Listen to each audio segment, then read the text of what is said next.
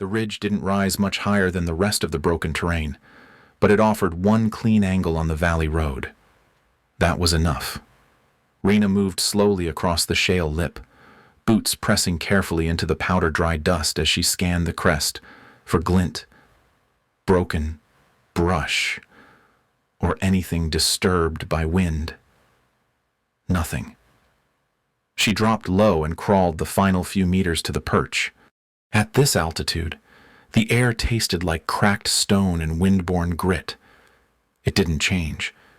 It only shifted direction. She eased out her mat and laid it flat against the uneven rock, pressing the corners down with her elbows, while her pack settled into the shallow depression behind her. The light was still gray-blue, horizon just starting to pale. She moved in silence, not out of secrecy, but habit. Her rifle came next. The scope cap came off without sound, tucked into her thigh pocket. She brushed one gloved hand gently across the bolt casing, sweeping away fine silt that had drifted during the climb. Each motion was exact, not rushed. The suppressor locked in with a half-turn and a breath. She laid the rifle flat and reached into the pouch at her belt. The beads were old, not issued, strung on dull nylon line. They bore no numbers, no markings, just 6 oiled spheres and one anchor bead with a single divot worn from years of use. She slid them onto her left wrist and cinched the knot tight. They moved when her pulse shifted. That was the point. The ghillie net came out last. She shook it once to loosen the folds, then spread it carefully over her pack, her back, and the barrel of the rifle, forming a broken silhouette of rock and dust and sun-bleached fabric. When she finally dropped prone and rested her cheek against the comb, her body disappeared into the ridgeline. Only the optic remained, low and steady. Wind lifted softly against her cheek from the southwest. She extended her right thumb and held it vertical, watching the angle of dust motes before tucking her hand back under the net. 2.5 left. Light, but building. Her notebook came out and lay open on the mat, held flat with a smooth stone. She wrote nothing. Not yet. Below her, the valley sloped down toward a series of jagged switchbacks, an old goat route that had been widened just enough to take vehicles. No tire marks yet, but the sand on the outer edge had shifted. Not recently, not naturally. She adjusted the optic by a half-click and waited for the light to rise. A hawk wheeled overhead once, low and soundless. Rena tracked it with her eyes but did not shift her scope. Predators understood terrain better than maps ever could. She watched until it banked east. The last time she'd been posted to a ridge like this, she hadn't fired. The angle had been wrong. The signal hadn't been confirmed. Her report flagged inconsistencies, unusual movement on a ridgeline 3 clicks beyond the mission path. Command dismissed it as noise. The Overwatch assignment was restructured before daybreak. Her name never came up again, until now. That team hit an ambush just past the mark she had logged. Vehicle 2 had been flipped by a low-buried trigger charge. 2 injuries. No fatalities. Official reports blamed local fluctuations in route intelligence. She kept the field note. It still sat, folded, behind the last page in her notebook. She never reread it, but she hadn't erased it either. Wind gusted again, stronger this time. A soft roll of pebbles clinked somewhere behind her. She stayed still. The optic remained steady. She adjusted the parallax dial, checked her side angle hold, and confirmed range to the midpoint curve on the road, 164 meters. Margin for correction noted, but not needed yet. The light finally crested behind her, warming the upper shale just enough to send up a faint shimmer. Heat haze, already rising. She rolled her left shoulder to ease the weight of the rifle sling, then pressed her eye into the scope. The shimmer distorted the road's edges, turning stone into liquid. Nothing moved, but the illusion did. She did not blink. The beads pressed against her wrist as she breathed in for 4, out for 5. Again. Far below. Nothing stirred. The road waited. So did she. When the hour mark passed, she flipped her notebook open, checked wind again, now 3 left, steady, and recorded the air temperature, barometric guess, and the angle of light, not for beauty, for calibration. She never looked at the horizon unless something crossed it. The valley wasn't for her to admire. It was a corridor of exposure, and she was the lock on its edge. She didn't speak, didn't shift. The mat beneath her held heat now. Her gloves stuck faintly against the tape on the grip. She moved nothing but her thumb, adjusting the safety off, then back on. The net lifted faintly at her neck, a breath of dry air slipping through the cloth. She didn't reach to fix it. The rifle rested weightless now. Her pulse stayed at 60. The beads did not shift. Control starts here. The radio crackled just past mid-morning. Static at first, then a voice clear, casual, and loud enough to suggest someone had leaned too close to the mic. Overwatch logging hours again. Rena didn't react. She had been watching the switchback for 20 minutes. Her cheek lay steady against the stock. Breath slow, scope stable. The road below held no obvious threats, but the wind pattern had changed. It drifted faster now, cross-cutting at 3.2 from the west. Another voice followed, younger, amused. She's probably tracking tumbleweeds. This place is empty. In the valley, the first MRAP came into view. Dust curled off its tires, rising like smoke and drifting east. Rena adjusted the parallax and scanned 20 meters ahead of the vehicle.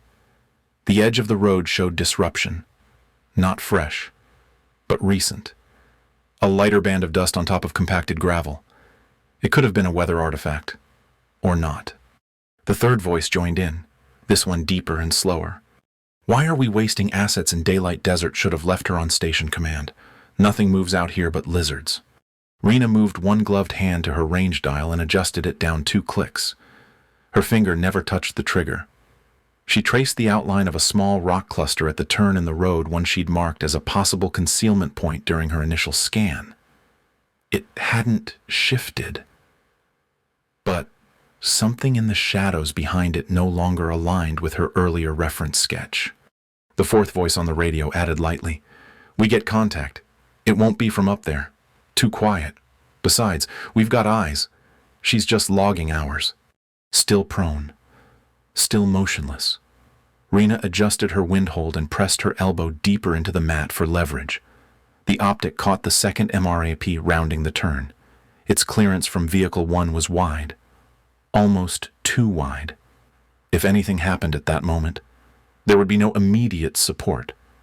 She noted the gap on her notepad with a small mark.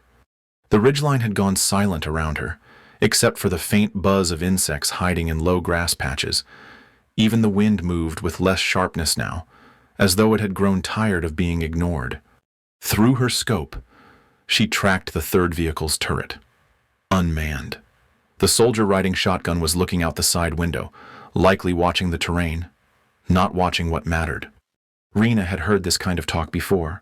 The last time, it had been at a mountain pass, narrow, overgrown, and flanked by ridges on both sides. She had logged an irregular thermal bloom above the northern wall and flagged it for review. Command called it interference from foliage. She offered a secondary analysis. They reassigned her before sunrise. Another shooter took the position. 2 hours later, the convoy hit a triad of improvised explosives hidden in erosion breaks. One vehicle disabled, one flipped. No fatalities, but 3 medevacs.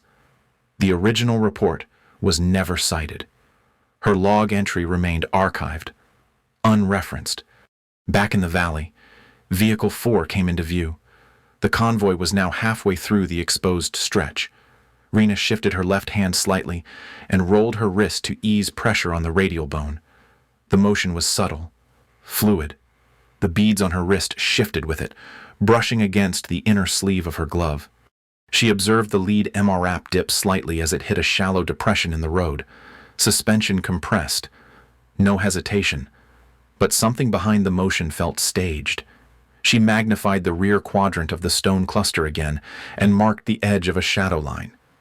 It was softer than before, Possibly moved. Possibly not. On the radio, the second voice spoke again. Distracted this time. Clear route ahead. Pushing through. Rena didn't answer. She adjusted her breathing once. Found the rhythm. Then lifted her hand and brushed her thumb along the bead marked for timing 4. Her index finger touched the trigger guard. Not on it. Not pressuring it. Just resting. Calm and aware. She watched the lead vehicle roll forward. Still unseen. Still holding. The midday haze changed everything. Shapes that were once clean became soft-edged, blurred by rising heat that shimmered just above the valley floor. Rena watched through the scope, adjusting the reticle half a notch. The road ahead looked the same in outline, but the details no longer held their earlier definition. Shadows stretched wider. The line between brush and rock grew harder to trust. The convoy had committed to the exposed stretch, 4 vehicles now in full view, spaced unevenly, sun glinting off their roofs. Rena tracked their movement in intervals, not continuously. Too much eye time on a moving column dulled perception. She worked instead in rhythm scan. Pause. Compare. Scan again. Her focus returned to the switchback curve. Dust still drifted off the MRAPs, floating in long horizontal ribbons across the low rise. The wind remained steady from the west, 3.0, confirmed by the flick of crushed grass beyond the second ridge lip. She made a note in her book, keeping the pencil tucked beneath her left wrist as she worked. To her right, a bird lifted. Not high, not far, just a sudden burst of feathers from the scrub line 50 meters past the stone outcrop. Rena's eyes tracked it without moving the scope. The takeoff angle was sharp, panic-driven. No predator. No ambient wind. The bird had been startled. She shifted her optic 4 degrees, held. The heat shimmer in that quadrant pulsed slightly. At first, it looked like nothing, just the warping of light over baked ground. But the shimmer did not move like the others. It held too long over a shadow line and bent outward along a plane too flat to be rock. She locked in her rangefinder. 165 meters, elevation drop just under 12. She adjusted her posture and dialed back zoom for broader field. Behind the warping shimmer, something darker sat in a corner of the ledge, not fully in cover, not fully exposed. Its shape was wrong, not organic, not random. Rena watched. A minute passed. Then it shifted. Not much. Just a tilt. Enough to suggest mass and weight. Enough to say someone was there. She refined her focus. Beneath the shadow of a split boulder sat a human form chest low to the dirt.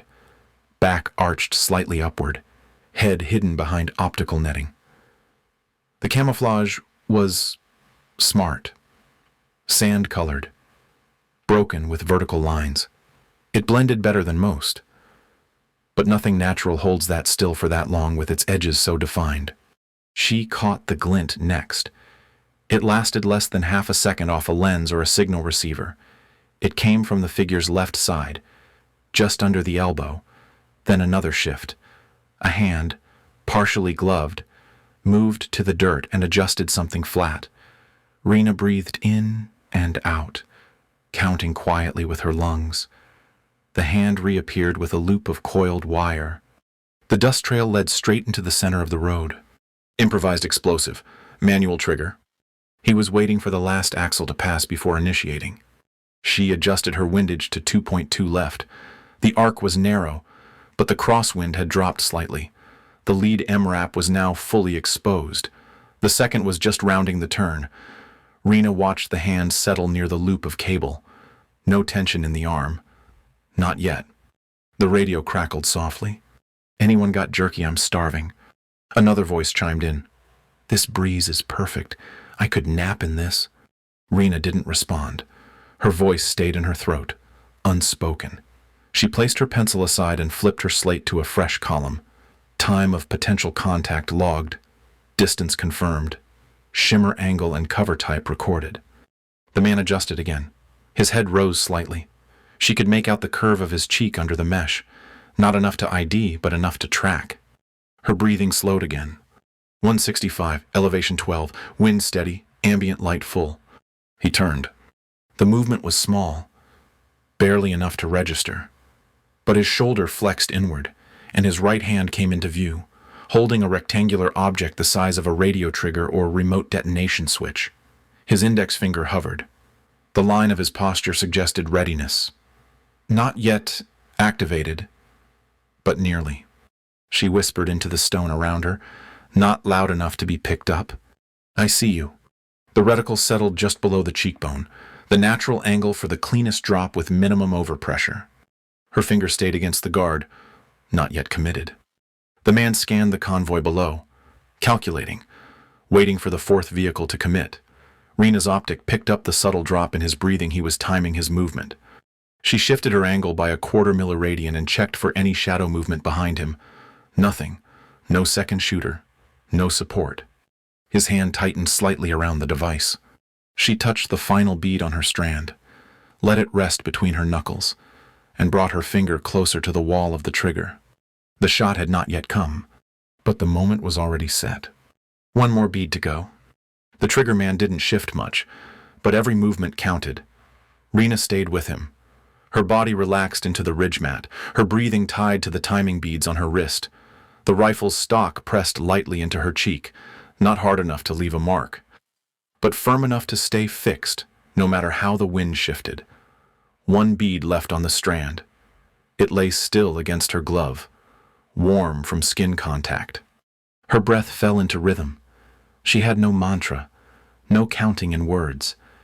It was all feel now. Inhale through 4. Hold. Release through 5. The strand guided her cadence. This wasn't about calming down. It was about becoming invisible to time. Each inhale muted the external noise. Each exhale sharpened the frame. Down below, the man settled lower behind the stone outcrop. He wasn't hiding. He was waiting.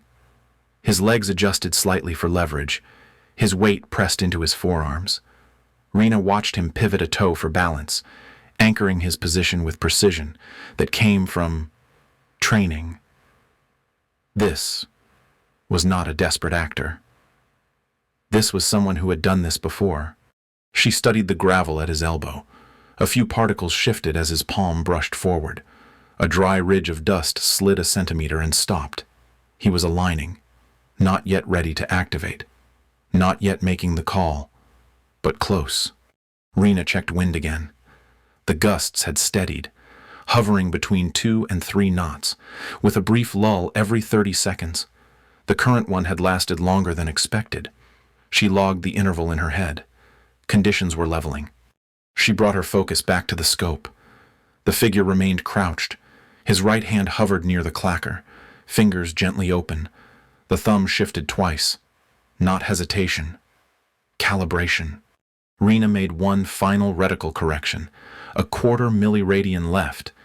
The heat shimmer remained active but no longer distorted the critical zone. Her suppressor was fully shaded. No light reflection. No barrel shine. Her rifle was silent and invisible. The convoy kept moving. She heard it before she saw the shadow from the 4th MRAP reach the trigger arc. If this man was going to detonate, it would be now. A gust swept across her shoulder and pulled lightly at the edge of the netting draped across her back. One of the weight stones shifted. She held still. Her posture did not change. The optics stayed locked. The wind passed. The net settled again. She didn't blink. Dust kicked up briefly from the rocks below. In her peripheral vision, something darted, likely a lizard, zigzagging across a flat stretch of sand before vanishing into brush. The valley was full of distractions. She ignored them all. The man exhaled visibly. A line of sweat glinted beneath his eye. The mesh over his face moved with each breath. He leaned forward slightly. His hand finally made full contact with the device in the dirt beside him. He didn't grip it tight. He let his palm rest over it, like he was brushing away pebbles. The motion was casual, deadly. Rena adjusted her grip. Her index finger made contact with the trigger. She took up first pressure slowly, her hand firm but without tension. The break wall was clean. No slack remained. She didn't need to think about follow-through. It had already happened in her mind. She watched the glint of plastic casing. Standard model. Thumb switch. The kind of control rig that didn't tolerate shaky hands. His grip was steady. His posture readied for recoil. Not flinch. Her mind stayed quiet. A memory rose behind her focus. Not intrusive, but present. A previous shot. Another ridge. Another target. That day.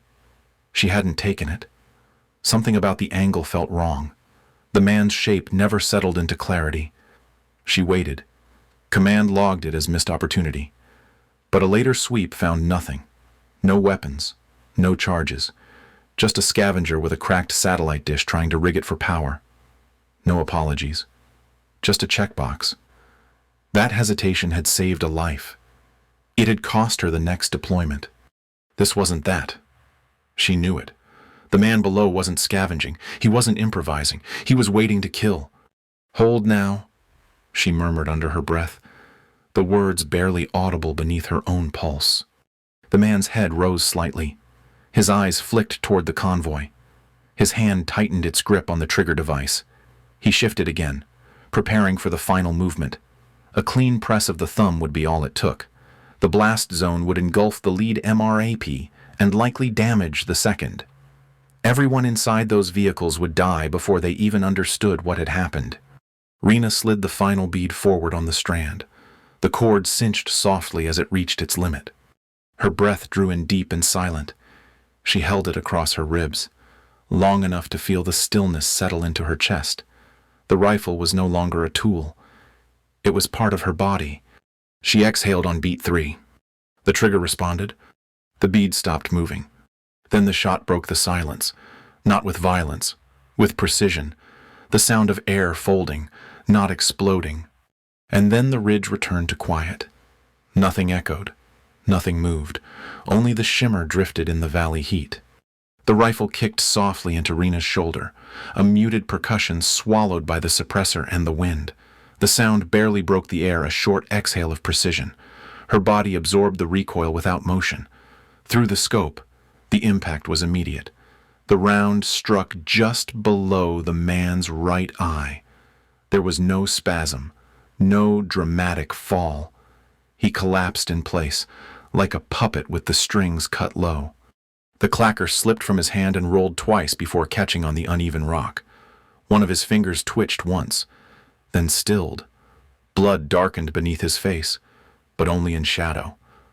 The valley wind pushed a short arc of red dust off the ledge as the man's weight settled permanently into the earth. Below, the lead MRAP crossed the trigger line. The second followed 2 seconds behind. Nothing happened. No blast. No fire. Just motion continuing, unaware of how close it had come to ending. Rena didn't breathe. Not yet. She held her eye to the scope and scanned the surrounding stone for a second figure, any hint of movement, any reaction. There was none. The ridge was still. The shot had not been seen. Only the result. Then the radio lit up. Movement right ridge, someone's down. Another voice cut in quickly, more alert. Eyes on, looks like a body. What the hell is that? The next words broke off. Rena saw 2 SEALs dismount from Vehicle 3 and move cautiously toward the ledge. They worked low and fast, weapons ready, flanking in a practiced rhythm. One reached the figure and held position. The other circled wide, scanning the terrain. 30 seconds passed. Then a third voice came on the comms. Slower this time. Got a device, clackers here, wired.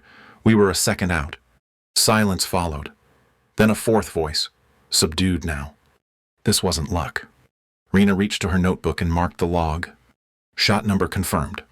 Range 165 meters. Wind 2.2 left. Outcome neutralized. No comment added. She didn't need one. Her focus returned to the scope. She swept once more across the hills beyond the ledge, confirming there were no runners, no backup units, no final contingencies waiting to react. The man had worked alone. It fit the pattern. One trigger, one chance, On the road below, the convoy paused. Engines idled in place. Radio static filled the dead air between calls. Then a command voice clearer, direct, carrying the tone of someone who had expected routine and received something else. All elements. Overwatch confirms neutralization. Confirm shot origin. There was a beat of nothing. Then the same voice that had questioned the placement of a sniper earlier spoke again. His tone was no longer casual. It was her. Rena did not move. She didn't key the mic. Her face stayed against the comb, scope still aligned with the motionless body below. A small gust rippled across the ledge, kicking more dust off the man's boot. It swirled once in the sunlight, then vanished. Her body relaxed only slightly. She released the trigger and reset the bolt with a smooth, quiet pull. The next round chambered without friction. Safety on. Chamber live. Nothing more to do unless something else appeared. The SEALs regrouped. The lead MR app reversed slightly to adjust formation. She saw them talking, one gesturing at the ridge, the other still crouched beside the fallen man. They marked the wire with a glow tag, left the body in place. No extraction needed. The command voice returned to open net. Mission path resumes. Proceed on original vector. Ridge Overwatch hold post until further notice. Still no direct call to her. No thank you. No radio applause. That wasn't what this job was for. She reached forward and closed her notebook. The page was already drying. She wiped her fingers on the mat to clear the graphite. She blinked once. A long, slow, close and open. Her scope fogged faintly from the heat of her face. She rolled back, letting her eye lift from the glass for the first time in nearly an hour. The valley shimmered again, heat rising through the air in slow, undisturbed waves. Dust settled in spirals behind the last vehicle. The red smear on the ledge had already begun to fade into the dirt. She touched the final beat again, not to count it, just to confirm it had been used. Its weight was honest, clear, and still unseen. The wheels touched down just after dusk. No spotlight, no crowd waiting. The side hatch opened with a long hydraulic hiss, and Rena stepped off the transport onto a pale stretch of tarmac still warm from the day's sun. The dust clung to her boots and the hem of her pants. Her rucksack hung low against her back, rifle case secured to the outside. No one greeted her, and she didn't expect them to. She crossed the line of painted concrete in silence. Cargo trucks moved in the distance, headlights off, their engines humming in low idle as crews offloaded supply pallets. At the edge of the motor pool, 4 vehicles pulled in dirt-streaked, antennae bent slightly from rough terrain. The SEAL convoy, the same one she had watched from 200 meters above, now whole. Some of the team climbed out slowly, tired but uninjured. A few glanced her way. Most didn't hold her gaze. One operator adjusted his sling and looked toward her, expression unreadable. Another pulled off his helmet and ran a hand through his hair, avoiding eye contact. It wasn't shame, just the weight of knowing they had passed through a thread too narrow to measure, and that someone they never saw had made sure they got through it. One figure walked toward her. No urgency, just a steady pace, straight line across the tarmac. It was one of the operators from the radio, the one who had joked about tumbleweeds. His gait was stiff from hours of armor, and his eyes carried the flat focus of someone who had already gone through the debrief. He stopped about 2 feet from her. The air between them held no hostility, no defense, just an unsettled silence that asked for nothing and offered the same. Then he spoke, voice low. He had the clacker in hand. Rena nodded once, nothing more. He didn't follow with a question. He didn't thank her. He stepped back, gave a small half-turn of acknowledgement, and rejoined the group still gathering their gear. Inside the debrief tent, the lights were dim, and the air smelled of dry canvas and old reports. A field table held several forms, most already signed. An operations officer, seated behind a terminal, looked up once as she entered. He said nothing for several seconds, then tapped a file beside him with one finger. Convoy returned. No injuries. Shot confirmed from Overwatch. 1 kill, 1 save. There was no request for commentary, no follow-up assessment. He nodded toward the exit. Rena signed where he pointed and left without a word. Back in her assigned quarters. The door clicked shut behind her. She dropped the rucksack against the wall and unclipped the rifle case, laying it gently across the desk. Her hands worked with unhurried motion. First the net, removed from the outer pouch, shaken out and folded, along seam lines. Next the gloves, unhooked from her belt and placed flat on the corner shelf. Then the beads, slipped off her wrist and placed one by one on a lint-free cloth.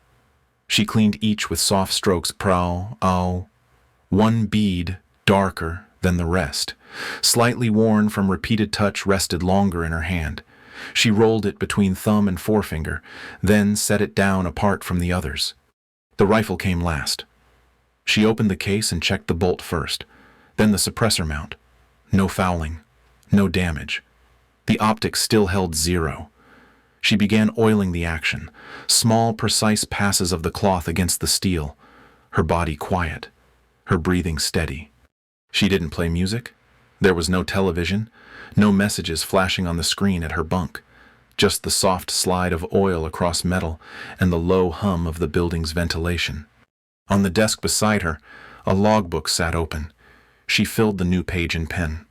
Shot 214, wind drift adjusted mid-burst, target concealed triggerman, range 165 meters, result detonation averted, witnesses none until after. She placed the pen down and closed the book. Her hand lingered on the cover for a moment, then withdrew. A notification ping sounded behind her. Terminal message, battalion net. She didn't check it immediately. Instead, she returned to the beads, lined them on the cloth, and began threading them again. 6 in total. 1 looped for breath, 1 for distance, 1 for timing, 1 for sight, 1 for certainty, 1 for return. When she finished, she tapped the console screen once. The message displayed without flourish. Operator request Overwatch qualified. Approval granted by exception.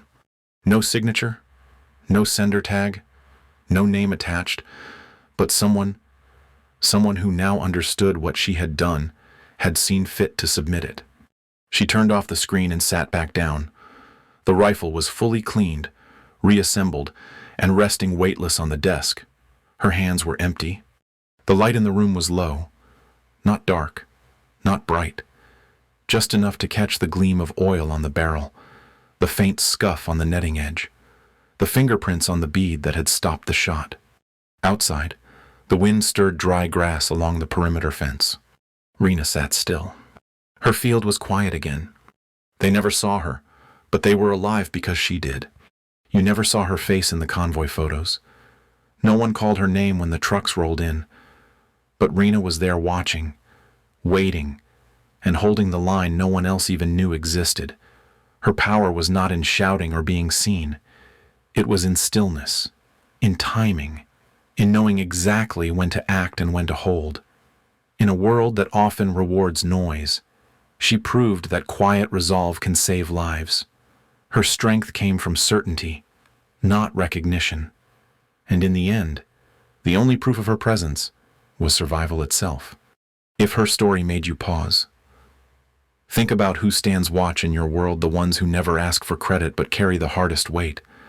We invite you to share your thoughts in the comments, and if stories like this speak to you, follow for more quiet moments that reveal true strength.